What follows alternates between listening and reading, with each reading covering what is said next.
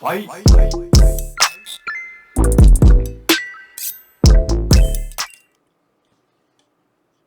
GM. Welcome to the first episode of Market Muse. I'm going to be covering 3 topics to us. So this has recently been making the rounds due to Elon Musk and his comments on the Joe Rogan Experience podcast. I'm going to be diving into the Avant Art Rankings, which we're about halfway through, and which ones are my favorites so far. Lastly, I'm going to get into the Simpsons episode that just came out this past weekend. Some people view it as a positive thing, others view it as a negative thing, so I'll be going over my thoughts around that. And I'm going to jump into some recent prices and sales and just what's going on in the market as a whole. So thanks again for tuning in. I appreciate your time, and yeah, let's jump in. All right, so on-chain versus IPFs. What does that all mean? So I'm going to try and keep it pretty light on the technical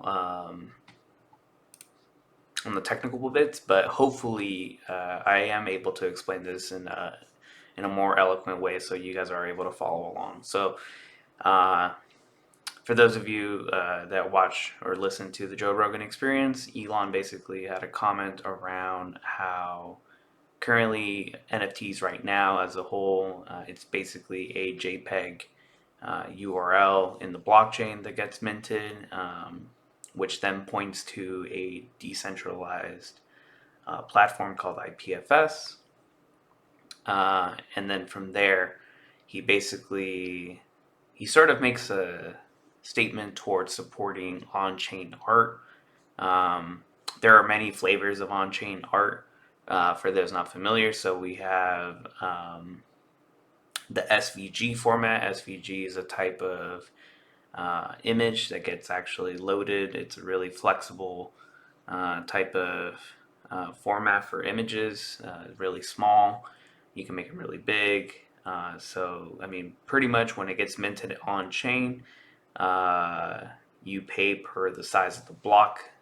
ETH is pretty dynamic in that end. So if gas is really expensive, then you have to pay a really high gas price to mint that image. Another method of this is the base 64 method. So this is basically grabbing the image itself and pretty much putting it down to like ones and zeros, and then it gets reconstructed on chain.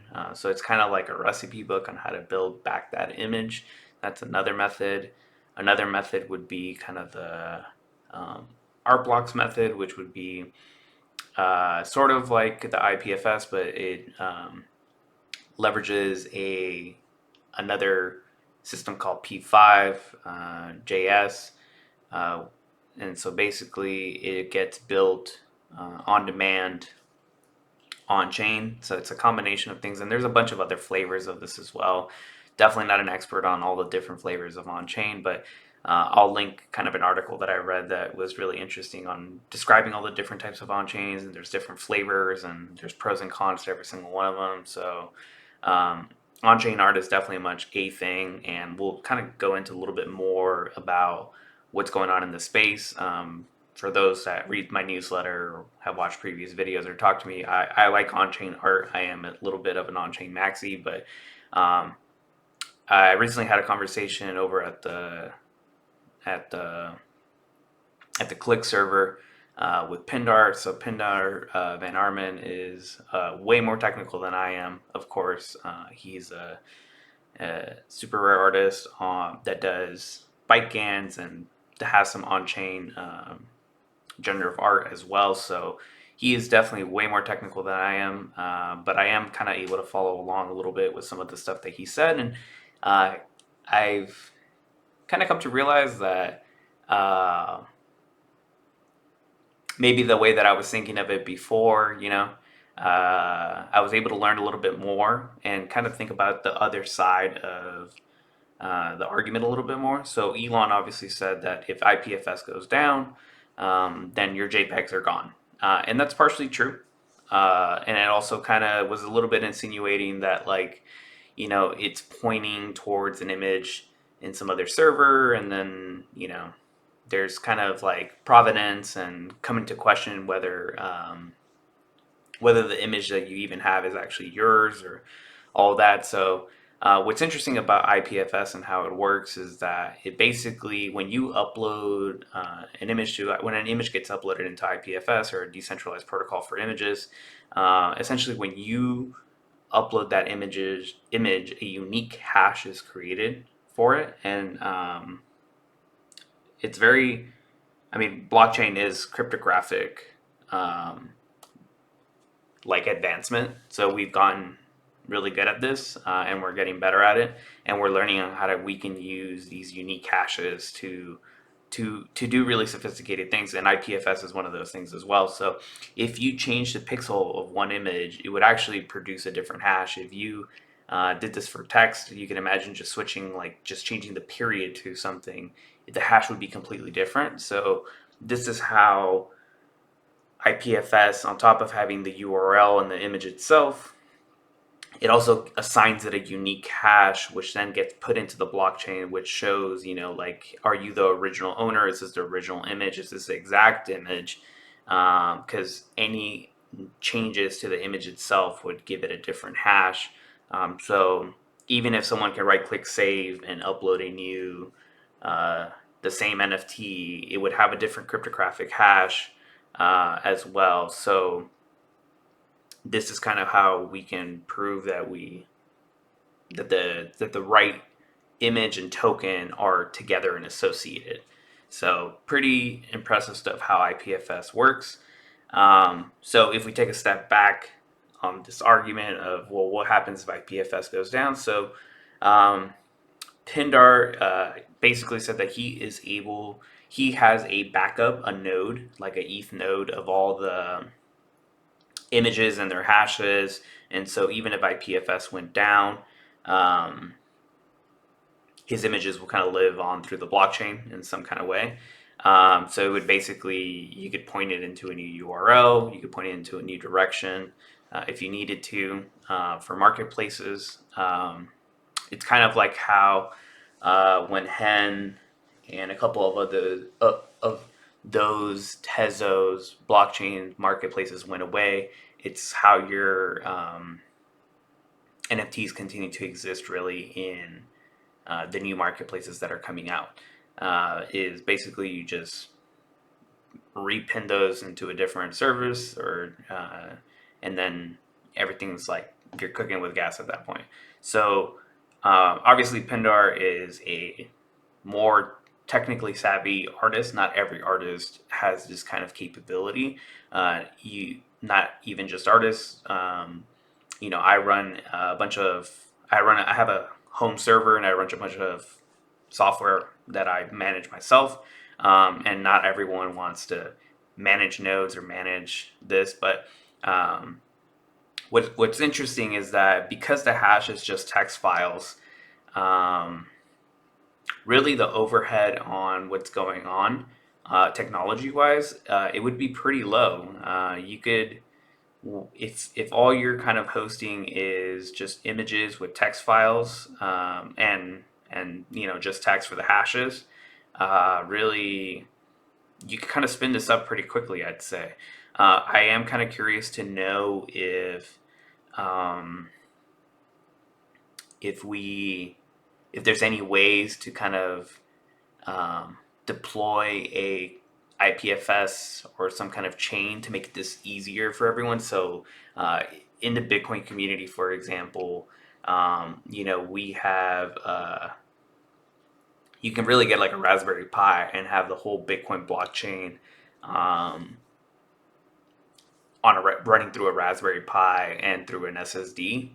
So like the entryway for you to be able to have that data and host that data and partake and kind of continue making the blockchain decentralized and making it resilient against just one system or one thing kind of failing is really easy, or it's starting to get really easy. So I'm hoping to see something very similar to kind of with ETH. So I know, like, if you wanted to stake ETH, for example, you would need 32 ETH, but with Rocket Pool and a couple other tools, you're able to bring that barrier of entry a lot lower. Also, you're able to kind of make it easier to maintain a node kind of up. So same thing for IPFS. I wonder if we can do something similar as a community to make this easier. Like with my Bitcoin node, for example, I'm able to click a button, it updates itself, it does its own thing. It's pretty easy. So hopefully, uh, more technically people or people that are coders can kind of come up with some kind of way to make it easier, and we don't have to really worry about this as much. Pindar did also make a comment about how, going back to my earlier point where the overhead on this would be, you could essentially do this as a one-man team or maybe a two-man team. So it sounds like the overhead, as storage becomes cheaper too. So like I'm able to now buy like 4 terabyte SSDs for like sub $500. If you go with the HDDs, you could even get cheaper. So I think as storage becomes cheaper, this might be a moot point at that stage. Like IPFS going down, sure, but we could spin up a node very quickly and have all of our NFTs kind of protected. Another tool that's out there is Club NFT. This is exactly what they're doing. They're basically creating a backup of your images or your NFTs. So pretty awesome stuff. They charge a fee because it's all hosted versus you self-hosting it. So definitely go check them out. Let them know Gramajo sent you. There's no affiliates or anything, but yeah, if you really care about your NFTs,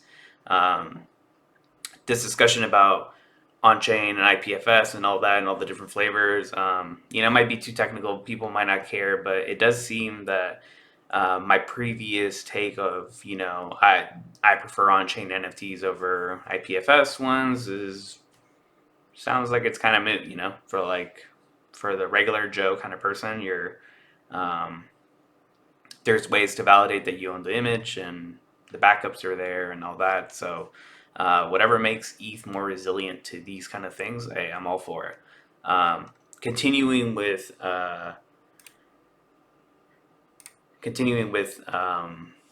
this on-chain and IPFS and kind of where we're going with all this. OX DI did basically release some tools like with Manifold to create on-chain art. So the barrier now for artists or anyone really to create on-chain art is a lot lower. It used to be like you needed to be able to write your own smart contract and do, it required a little bit more thinking or workaround, or it wasn't as straightforward. And now it's a lot easier thanks to the work of Manifold and OX did. So really great work. What this is kind of leading to is that Jack Kaido recently just gave us a little bit of a tease on a piece of on-chain art. I don't know if Jack Kaido on-chain is going to be a thing coming soon to you, but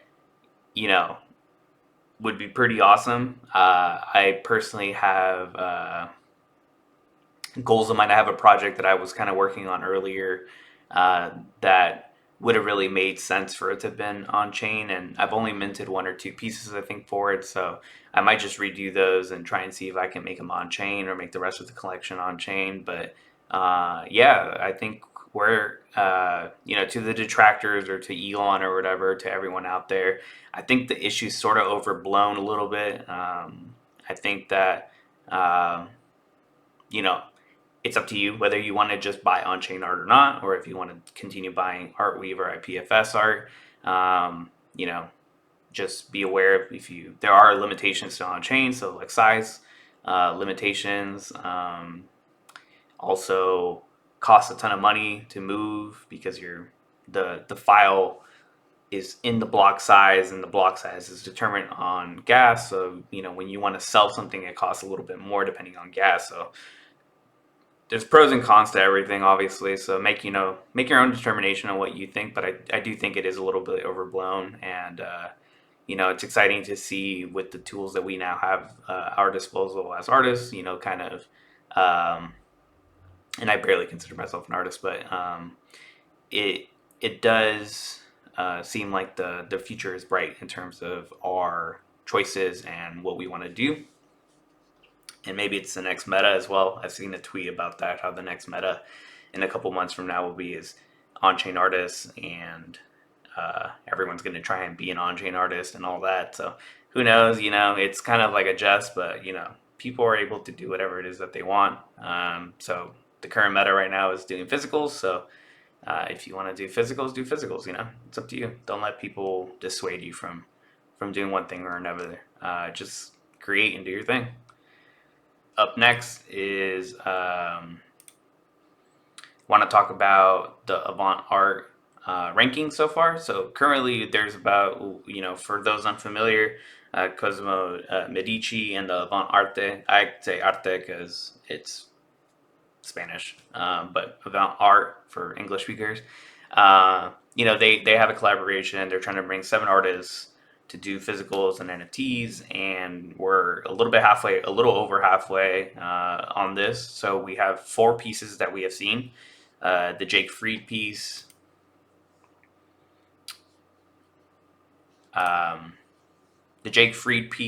is this first one right here, this black and white one.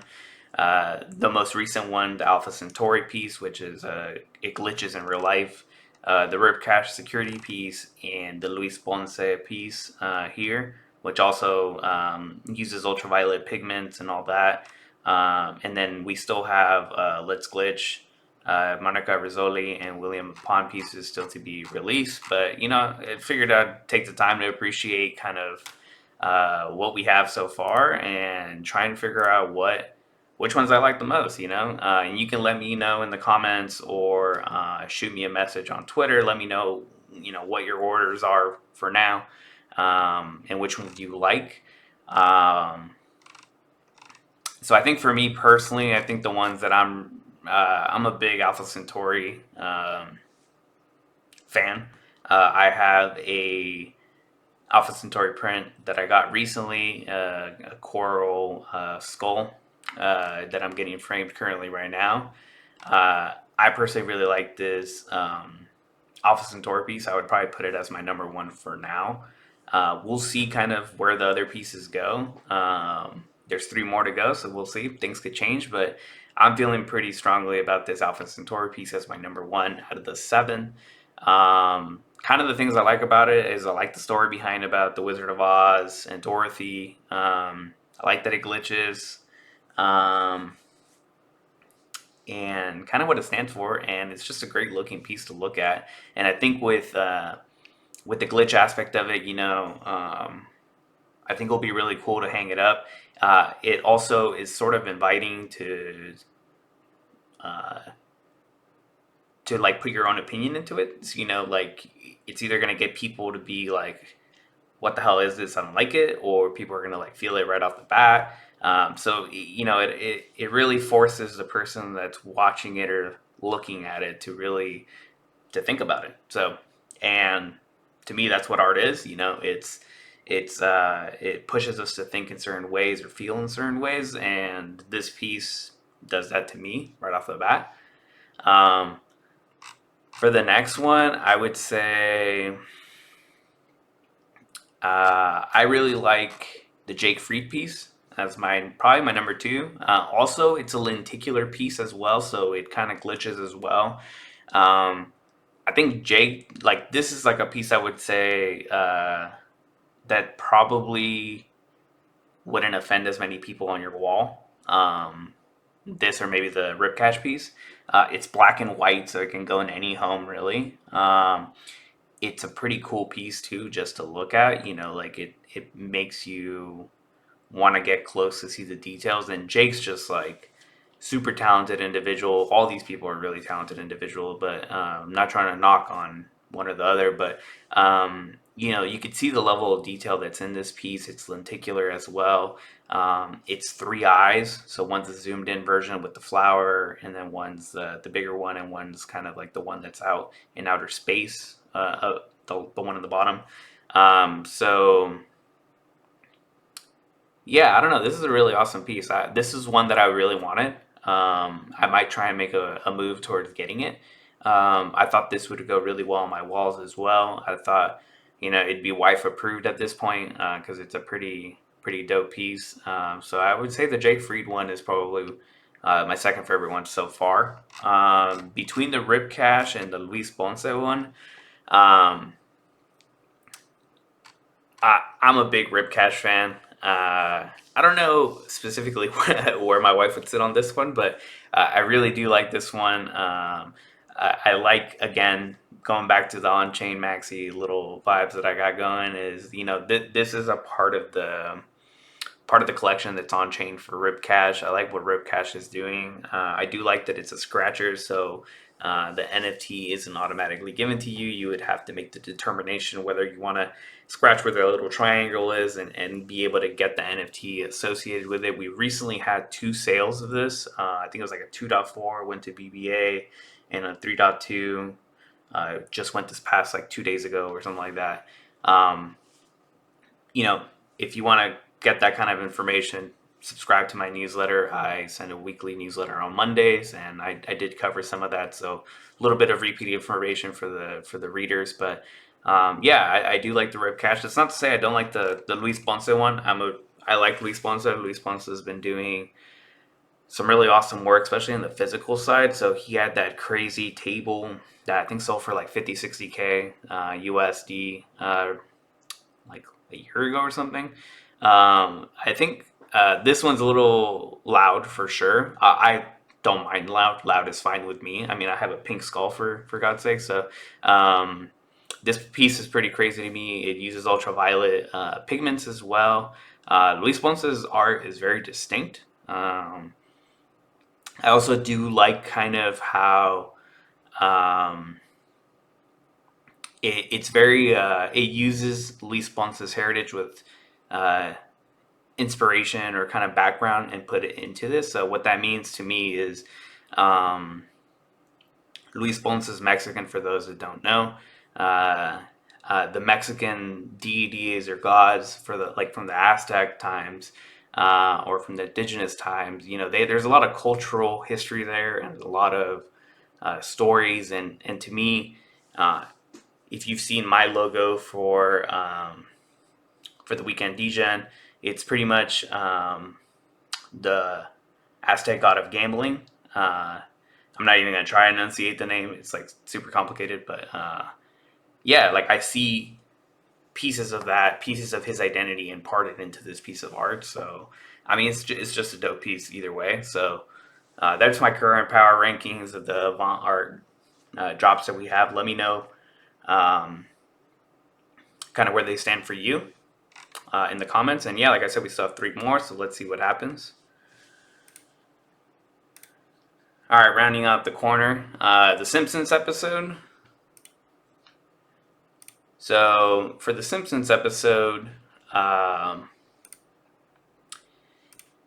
people were feeling bullish about it. Some people were feeling like it was more like of a disrespect or a diss towards the NFT space. I think I'm gonna go with it was kind of like a diss a little bit to the NFT space. What kind of cracked me up about the episode was it gave me Honey, I Shrunk the Kids kind of vibes.